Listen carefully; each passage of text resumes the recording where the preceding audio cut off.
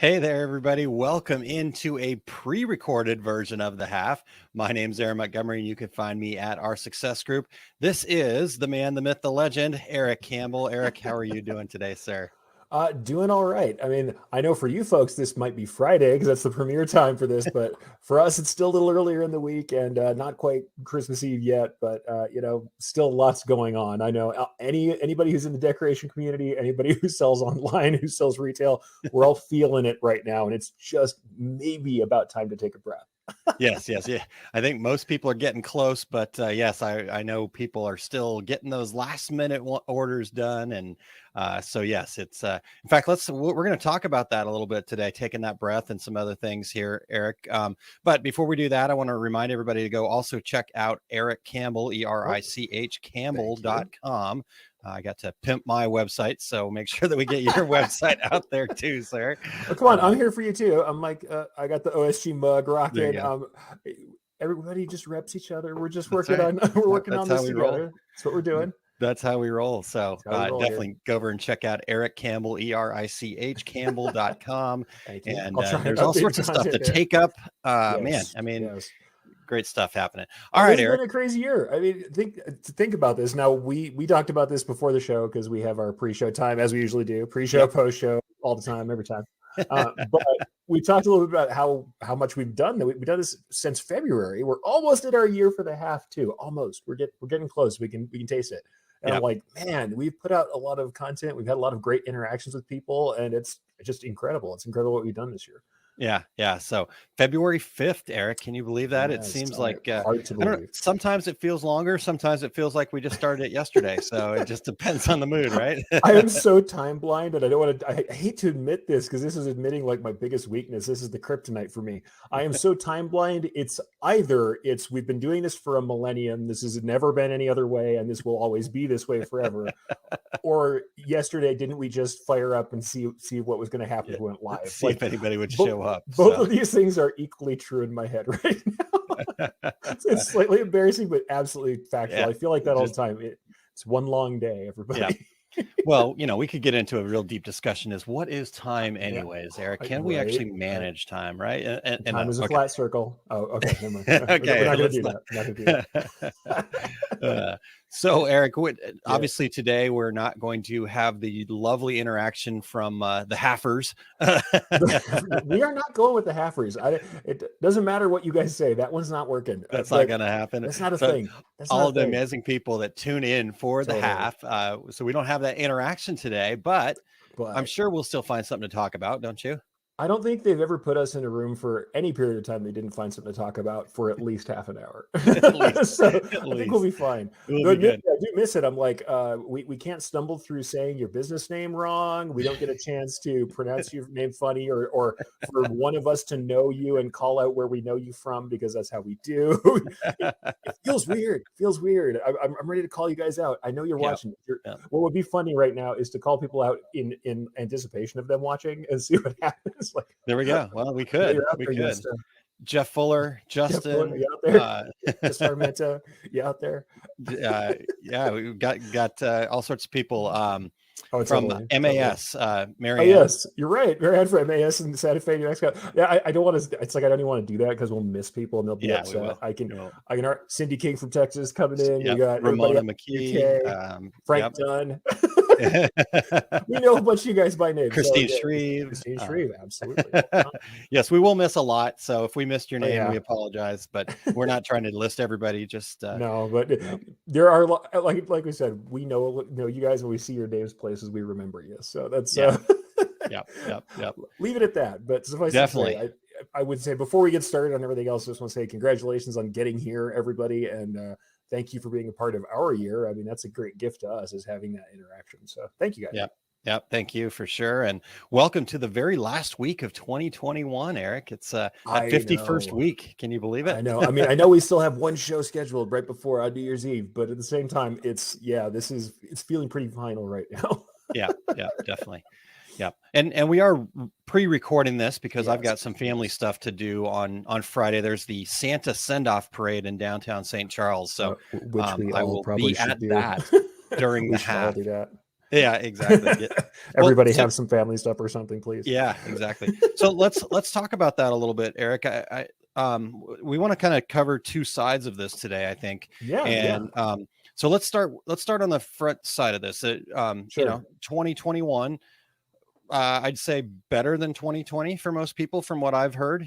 I know it definitely was better for me, Yeah, but yeah, still a challenging year nonetheless. So let's talk a little bit about resiliency and how that yeah, looks and what yeah. that means to you. And yeah, let's talk about that for a second. So tell me your thoughts on resiliency real quick, Eric.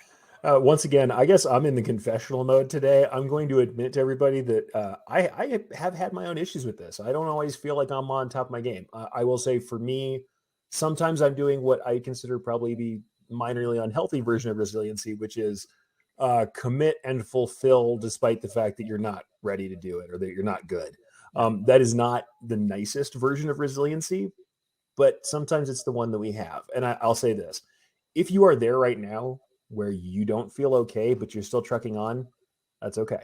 Yeah. That's okay. And it happens to people who are smiling at you right now on screen and who look Yeah. like they're doing great all the time. They might not, they might have a day where it's not okay and they're still trucking on. That Yeah. is okay. And it's also okay when you have to take pauses and you can't always stay at the top volume of your production. And also you're not only what you produce. Yeah. I know I'm probably talking to myself in the mirror as much as you guys. You're not only what you produce.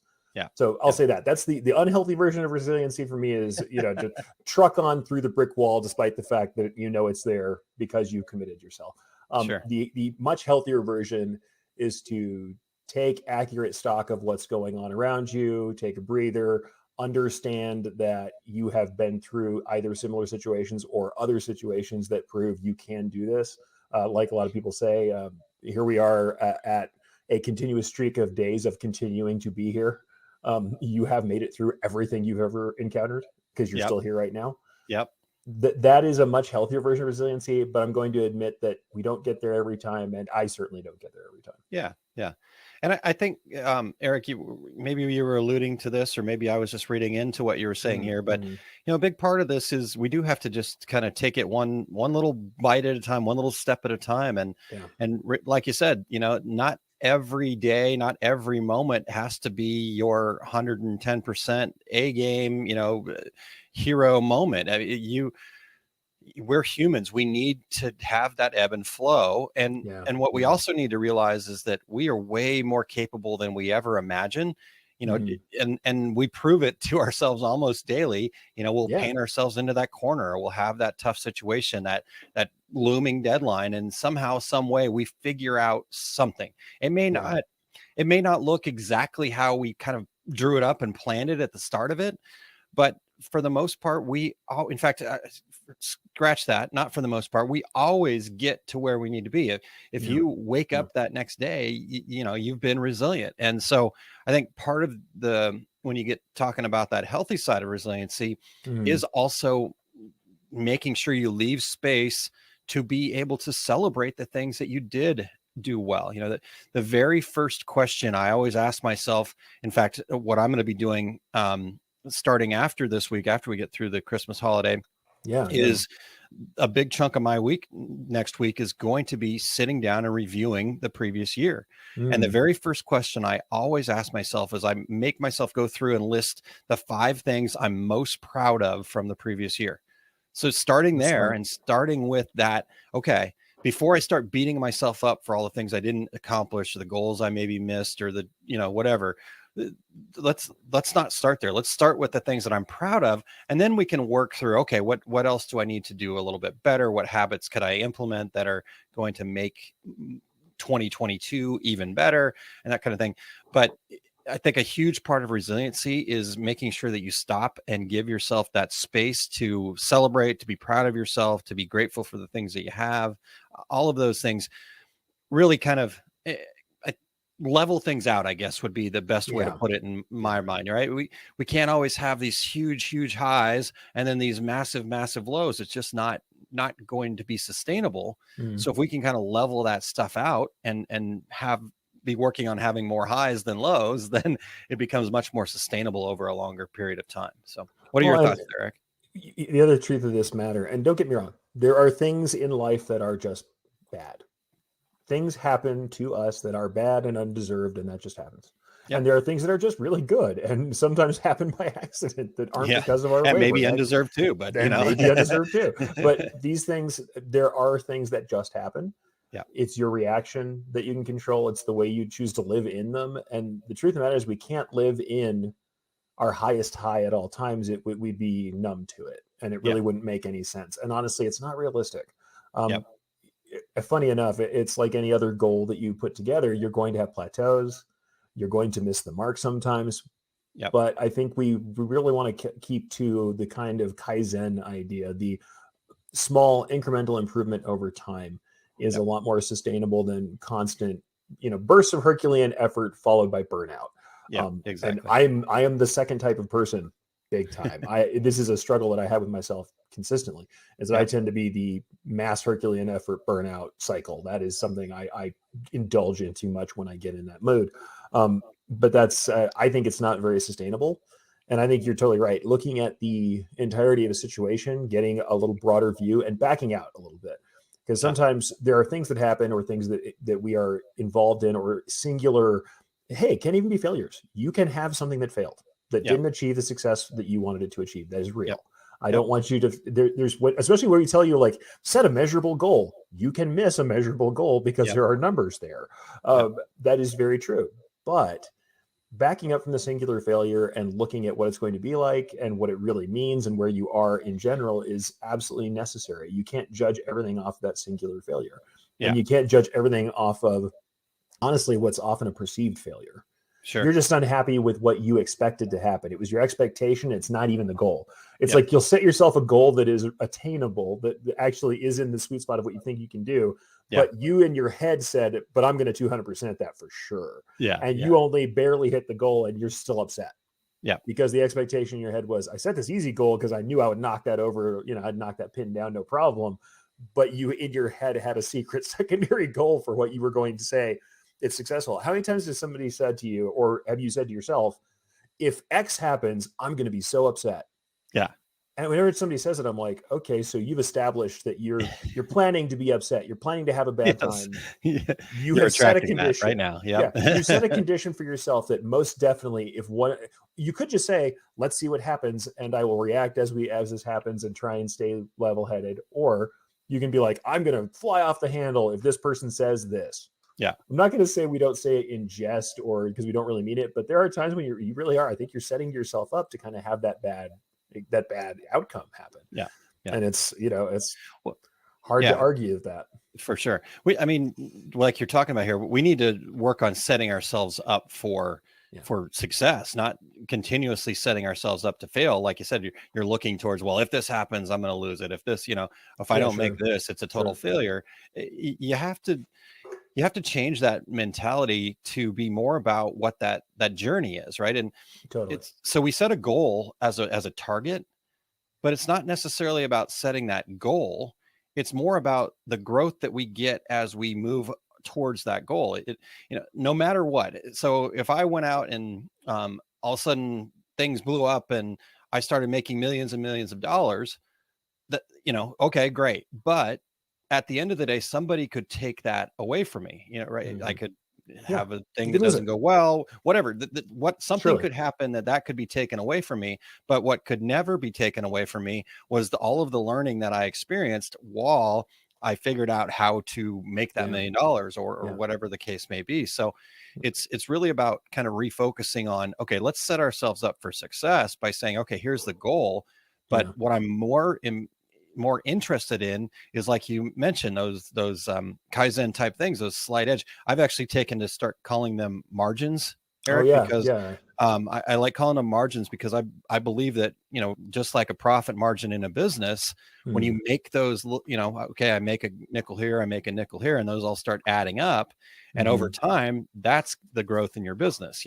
Again, it's not going from one day making, huge profits, because margins are percentages, right? So I'm making a 10%, I'm making a 30%, I'm making a 40% margin.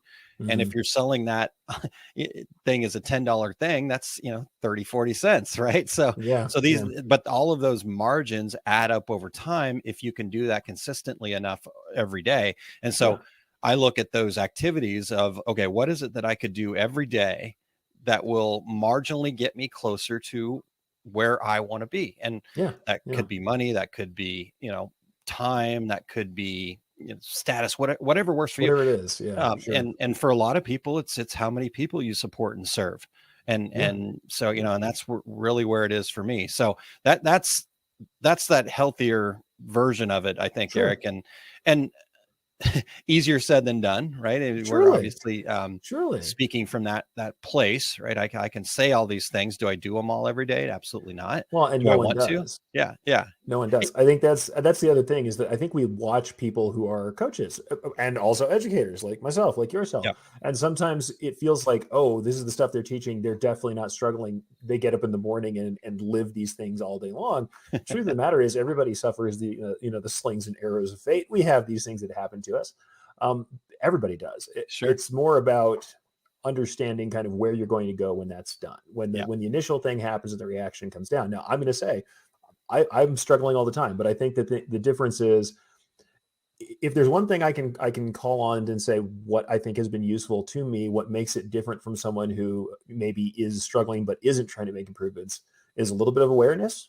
These are the ingredients for, I think, change things. A little bit of self-awareness, taking stock, taking a little bit of time to stop and try and react.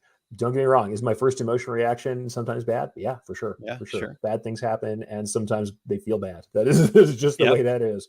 But then what happens is, eventually I get to this point where, even if there's a pause, even if there's a breakdown in the chain of things I wanted to accomplish, where I say, all right, but I still got up today and things are not where I want them to be, and I'm going to take a step.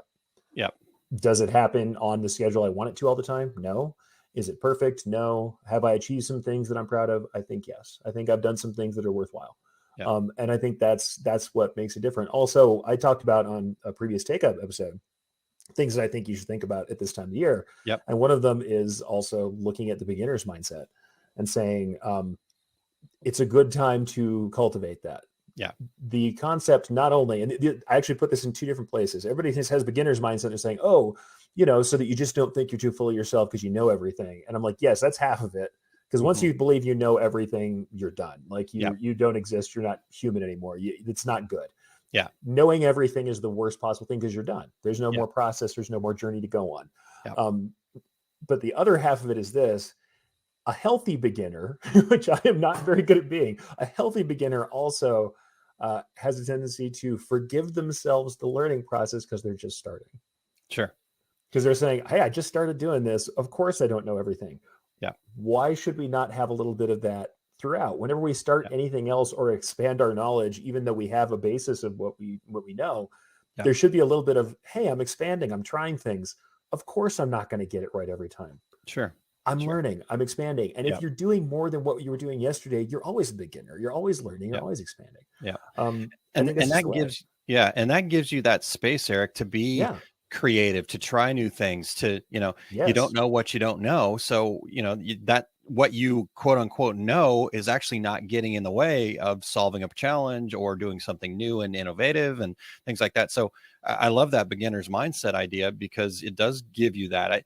I can't remember all the exact details of the story, but there was a gentleman that was in a math class, and there was some quote unquote unsolvable equation that was written on the board. And he showed up to this math class late. And so he just thought that the problem on the board was the homework assignment. And so didn't ask any questions, just said, okay, well, that's the homework assignment, went back, worked through it. And he ended up solving the unsolvable equation, because he didn't know that it was unsolvable. He thought it was solvable. And so that beginner's mindset of him not knowing any different allowed him to solve that quote unquote unsolvable equation that people have been struggling with for years. And so if we can add a little bit of that mindset to what we do, it's like, okay, yes, you've been doing this process for a long time, or yes, that, you've done it this way. And in fact, one of my favorite quotes, and sorry if you guys have heard this before, but I'm turning into Terry here to tell the same story over and over again. But I went to be a sales manager at a new company, and the thing I put on the front of the door was a picture of a guy getting gored at the running of the bulls. And it said, just because it's the way that it's always been done doesn't mean that it's not incredibly stupid. Right. And so it's that mindset of like, okay, maybe if you're having a challenge somewhere, stop and say, let's just look at this from that beginner's mindset, give ourselves that grace to try new things, and not just assume that because what you know right now, that you should be able to overcome that out of sheer will. You have to get innovative and try new things. So I know I say this constantly. We're talking about digitizing your embroidery. No, it's not a tangent. I think it's perfectly right, because I say this about embroidery constantly. The worst reason to do anything, and I think this is business, embroidery, life, the worst reason to do anything is because that's how it's always been done. Yeah. Not because that isn't sometimes what we learn or how we get tradition or basis or education. You guys know I'm about history and education culture, and that is also tradition. You got to build on top of it. Yep. It's not a reason. Yeah. It's a justification. It's not a reason. Reason implies that we have an actual reasoned argument for why you do this. Yeah. If the reason is, that's what the other guy told me, that's not a reason, because it's not functionally about anything. It doesn't technically tell you what you're doing. It doesn't explain the process of experimentation that got you there. It's not a reason, it's justification. Yeah. Which that doesn't mean it might not be the right way to go. Sometimes the old ways are the right ways. There are certain things that don't change. But you should probably give yourself chances to say, hey, there may still be a new way. Somebody had to have come up with the new way previously. We're not doing our embroidery with bone, needles, and sinew in a cave right now. I'm doing it with a machine with a computer attached to it. And believe me, that there existed a time where there was machine embroidery before the computer portion, where it was done by a guy manually working a big contraption. These things, there have been stages and stages and stages of all the things we do. Why should we assume that we're not part of the stream that might invent the next newest thing? And the cheesy version of this too, we talk about goals, is saying, reach for the stars and you'll land on the moon. That's the cheesy version. The realistic version is sometimes a failure of a goal still has a successful component or something that's useful. And I think here's the other thing, and I'm also not popular in saying this sometimes. I like positive thinking. I think that outwardly just being positive to be positive sometimes hurts people, because they feel like they're not ever supposed to feel down or have a rough day. Sure. And so they force the smile, and they force everything. Faking it to make it is fine. And there is a reason to not dwell on things or to not ruminate. Yep, absolutely. But it's okay that you have a down day. It's okay that things are rough, or that you reach for that big goal, and when you hit 75% of that goal, that you're not upset. Yeah. It is totally fine for you to have that moment and go, man, I really wanted that. Yep. I really wanted that. It didn't happen. I'm frustrated. That was really hard. I worked hard. I felt like I deserved it. But then to stop and go, all right, I had my pity party moment. I had my bad time moment. Maybe even I have a couple days I feel rough about it, but stop and say, all right, let's take stock. Where are we now? Where were we before? Sure. Have we made our improvements? What can we do next time? Exactly. What did we learn? What did we learn? How did it turn out? Yeah. And certainly it doesn't mean just smile every time when you get kicked in the teeth. It doesn't always work. Yeah. But it does mean get back up.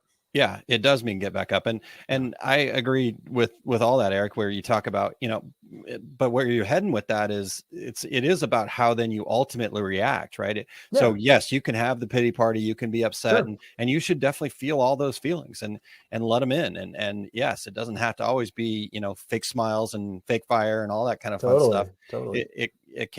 You can have all of that, but ultimately, though, then you have to determine, how are you going to react to that? Are you going to use that I'm upset, that hurt feelings or whatever as fuel to do more and do better, and point the mirror back at yourself and say, okay, what can I do differently? Yeah. Or again, are you going to continue to kind of wallow in that pity? And then guess what's going to happen? You're going to stay in that, right? Oh, yeah. So then all of these things just become your conscious decision about what you do next. So if the pity party is not working for you, then maybe try a little bit of that fake smile, laugh out loud for no apparent reason, and then see how that, it's all kind of an experiment in a sense of, let's try this and then see what happens next, and kind of go from there. So, well, and I think it's sometimes like people talk about stages of grief. Yeah. I think you have that. And I know it sounds so dramatic for something like I missed my sales quota or something like I ruined a garment. Like you would go through stages of grief, but you do. You have a moment where you're working on it and you're like, oh man, I'm angry now. And then you're like, oh man, I'm sad about it. It wasn't messed up. It looks fine. You denial. Like you go through all these emotions about what's going on. And then you finally have to stop and go, all right, so I'm going to have to talk to the customer. It's going to happen. I'm going to have to level out the books. Where are we? Yeah. At the very end, you have this pragmatic moment where you're like, all right, if I'm going to wake up tomorrow, which I am, and if I'm going to have to figure out what to do with myself tomorrow, which I am, then I'm going to have to figure out what to do about this. It can't just stay gone forever. It's going to eventually require action or being cut loose. And that is sometimes the thing we do. I mean, that's the other truth is that we can take on a project that doesn't work. Are all still things. Yep. Yeah. There are times we take on a project that doesn't work or doesn't make sense for us. We're at the end of the project and we haven't hit the goal and it's not working, where we do say it's time to prune that away. And that's okay. Yep, that is okay. That's okay too. That is a possible, that can be a positive move, even though it feels bad. And you may even have to grieve the concept of the successful project you expected. You may have to have a moment where you're like, man, I wanted it. It didn't work out. I'm sad about that. I'm angry about things that I didn't do right or that didn't turn out the way I expected them to. You're bargaining with yourself about how you can bring the project back. And then eventually you reach acceptance and you're like, all right, that project just wasn't it. But it's time to get back up, and I still have, I've got stuff to do. I've got things to do and a life to live, and I've got to try something new today. Totally. And all right. Well, so let's go from there, Eric. Let's get into the second part of this, right? So we've worked really hard. We've reached some goals. We've won some. We've lost some. Yeah. What about kind of that recovery? That take a break, right? That recharge, that kind of thing. What are some of your thoughts there on how we can do that? What challenges are there, and then how to move forward? I'm laughing a little because I'm poor at it. I'm laughing because I'm poor at it because kind of everything I do ends up in the same couple of buckets of things to do. I will say this: allow yourself to focus on a task that is completely unrelated to your day job, to the thing that you're thinking about the most that causes you the most stress. If you are someone like me who tends to just keep on taking other tasks, then let that be another task. That's fine. But have something that's completely unrelated and allow that to be there and give yourself a breather. I mean, if nothing else, there is something to the concept of, even if you're working, to try and let yourself have the space to have been tired and not be a problem. Yeah. Say, it's okay that maybe I have a few days that I am just not fully engaged the way that I would like myself to be. We're not robots. We're not all on all the time. Let yourself be a little off. Yeah. And let that be okay. Not that it's a disappointment you have to fix. Let it be okay. Yeah. Yeah. And I think a lot can be said for, again, taking that opportunity. I'm definitely not the best at this either. But I have, one of the things that really stood out to me in 2021 was the times when I kind of let myself get worn down and just didn't recharge enough.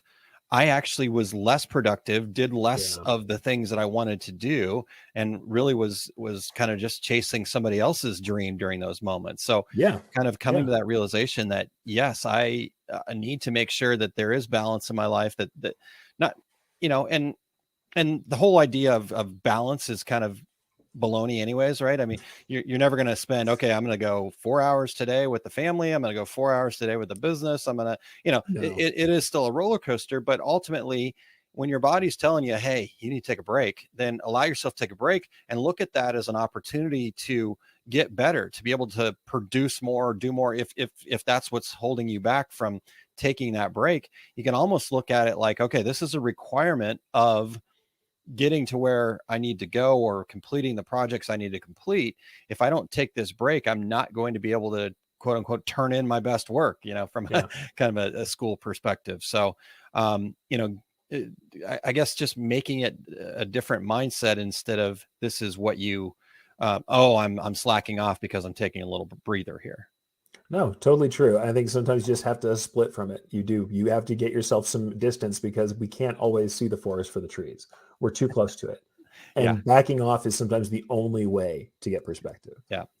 All right. So what time off are you going to take here, Eric? What recharge are you going to give yourself over the next week?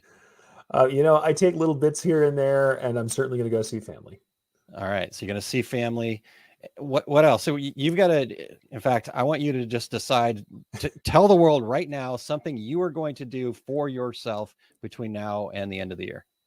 I will say this.